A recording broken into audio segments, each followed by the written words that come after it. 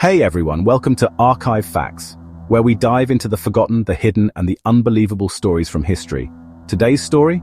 A royal photo that looked like a fairy tale, but was actually fake. In 1991, a stunning photo of Princess Diana, Prince Charles, and their sons William and Harry appeared in Vogue magazine.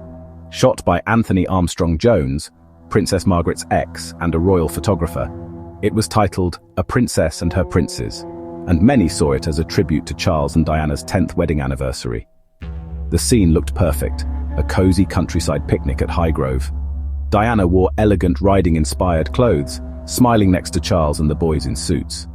Newspapers claimed everything in the picture, the props, the horse, were royal heirlooms. But here's the truth. It was fake. The horse, rented, the props, bought from shops or made and painted by the photographer himself, even the happy family vibe, all staged. Behind the scenes, Charles and Diana were going through one of the roughest times in their marriage. When people found out, they were shocked and angry. The photo had fooled them into believing everything was fine, just a year before Charles and Diana officially separated. And in 2023, this same photo caused a stir again when it was included in King Charles's coronation book. Critics called it a symbol of how the royal image was carefully crafted, even when the truth was far from perfect. Just goes to show, a beautiful picture can hide an ugly reality. If that blew your mind, like, share, and subscribe to Archive Facts for more hidden stories from the past.